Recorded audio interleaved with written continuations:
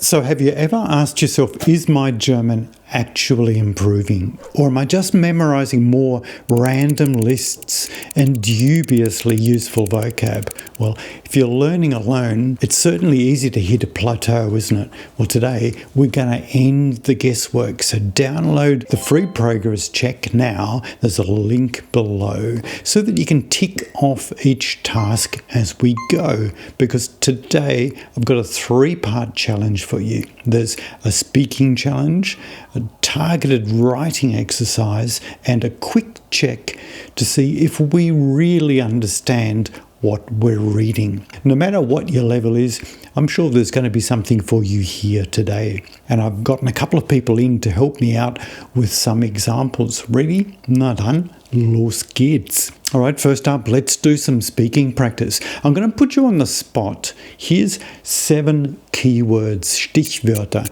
and you're going to use these to introduce yourself. Now, depending on your level, you'll need to give us up to 2 or maybe more pieces of information for as many of the keywords as you can. Try to keep it flowing with minimal pauses and corrections. Are you ready?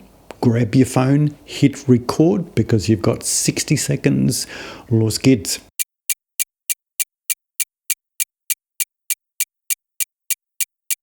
Okay, I hope that went well. Grade yourself using the self-assessment rubric in this week's guide.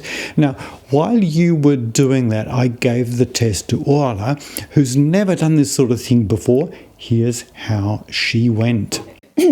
Hallo, ich heiße Orla, ich komme aus Tasmanien und ich wohne hier in Hobart, die Hauptstadt von Tasmanien. Ich habe keine Arbeit, aber ich bin Musikerin und ich werde dafür bezahlt. Und ich studiere auch Vollzeit Musik. Ich habe hier in Tasmanien eine ziemlich kleine Familie, aber ich habe in Österreich eine größere Familie. Ich spreche Englisch und Deutsch und in meiner Freizeit bastle ich ganz gern und ich lese auch sehr gern. Meine Lieblingsschriftstellerin ist Sarah J. Maas. Sehr schön. That was good, wasn't it? Nice pronunciation. She covered all of the key words. Not too many pauses or hesitations, all pretty natural, and more than one piece of information for a few of the key words. I'd say she hit level 3. Danke, Orla. Gut gemacht. All right, our next job is describing what we see, and this is a really useful practice exercise that brings together a number of different skills. I've got 4 questions for you. Here's our checklist. We want a description of the person, any information that we can find out about their location, what you think the person is doing and why, and what sort of day it is, what the weather's like. Again, all in less than 60 seconds. Now, depending on your level, we'll be expecting up to 2 pieces of information for a few of the questions. That all sounds pretty straightforward? Okay, here goes. Here's the picture. Hit pause. And if you don't have the prompts, make sure you download the guide. Again, the link is in the description. Ready to go? Na dann, die Uhr läuft. Los geht's.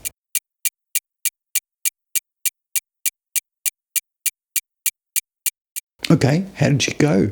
It can be kind of tricky, can't it? Especially if this is something that you haven't been practicing much. I've given this to a lot of students over the years, and you'll find some examples, commentaries, tips and corrections in the second model answers download. Again, the link is in the description. Here's how one of my students went. You can read my assessment of Simone's description in the guide, along with a couple of others. But let's move on now to our next practice exercise. Don't forget to use the checkbox self-assessment rubrics in this week's progress guide.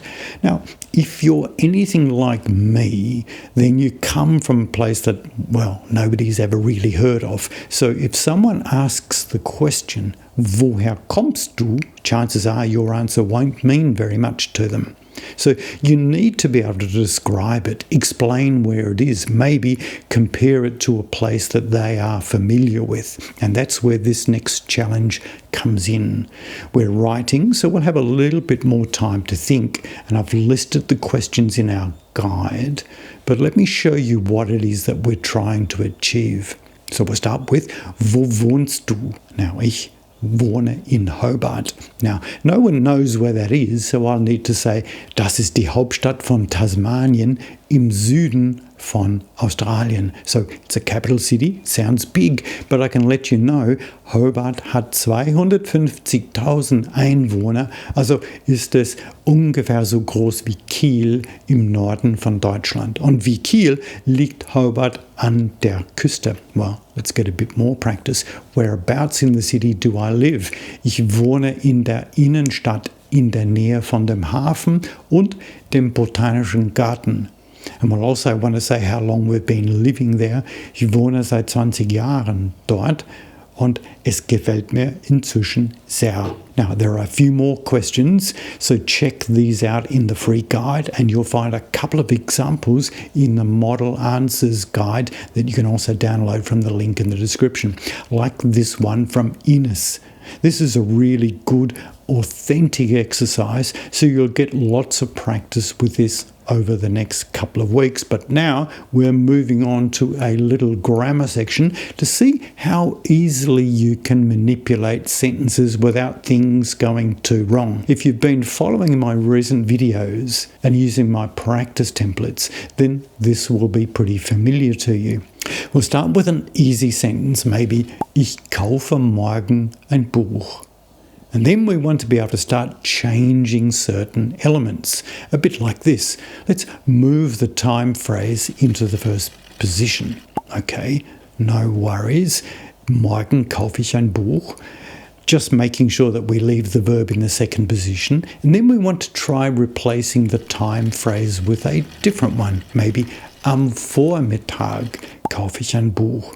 Okay, easy enough. Next step, let's replace the object with a different one. So maybe we're going to buy a novel instead of just a book. Morgen kaufe ich einen Roman. We've got to watch out, of course, for different articles.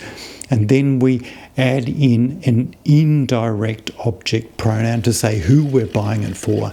Morgen kaufe ich mir einen Roman. Okay, it slips in pretty close to the verb. Next, we want to describe the object with an adjective, making sure we use the right endings, maybe einen guten Roman, einen neuen Roman. And finally, we're also going to give a reason for doing this, see if you can think of one. So pretty straightforward. Grab paper and pen or open up your laptop and follow the instructions in this week's guide. There are also lots of tips on how to go about this in the Model Answers booklet.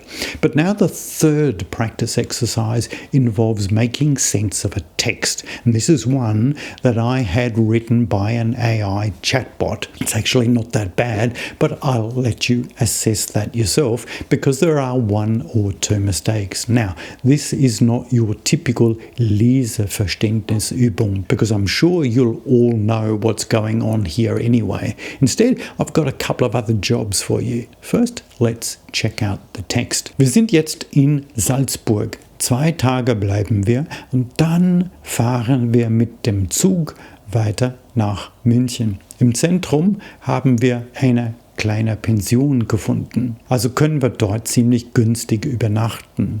Aber das Frühstück ist sehr einfach und wir müssen früh aufstehen. Anna und Tom wohnen in der Nähe vom Bahnhof, aber sie arbeiten im Westen der Stadt. Sie haben kein Auto, aber sie brauchen auch kein Auto, denn man kommt in Salzburg überall mit dem Bus hin. Morgens gehen sie zur Haltestelle und fahren mit der Linie 1 bis zur Universität. Morgen haben sie frei, also machen wir nachmittags eine kleine Wanderung und gehen am Abend spazieren. Nach dem Essen treffen wir uns mit Freunden und spielen Karten. Okay, I've got a list of things I want you to identify. These ones. We want some locations. This should be easy since we know what the dative looks like. We've got this one, of course, and this one. How many others can you find? There's another practice exercise in this week's guide, so check that out. Next, we're looking for those other place phrases where people are going to. And yes, there are a couple of these, like these ones here. Let's look too at our nouns.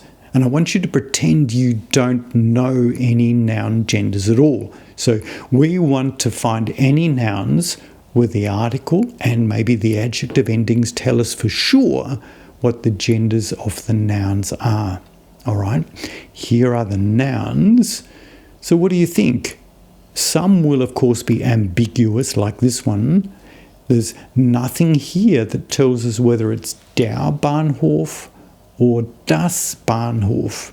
And there's lots more detail in this week's guides, so check these out to make sure you really know what even a simple text like this one is telling us. And if you've made it this far, you are pretty awesome, thank you. And I don't do this very often, but if you found any of this useful whatsoever, make sure you subscribe, because we've got more training and progress checks coming up very soon. And if you want to support me and our channel, make sure that you check out our textbooks Bausteine 1 and Bausteine 2. This is probably, I'd say, the best way to support this channel and what we're trying to do here. So don't forget to take up this challenge. You'll find the link to this week's free guide in the description. Do the self-assessment and let us know how you went in the comments below. And if you want to check out our detailed guide to model answers, you'll find that linked in the description too. Viel Spaß, viel Erfolg. Danke fürs Zuschauen. Bis bald und tschüss. Ziemlich viel.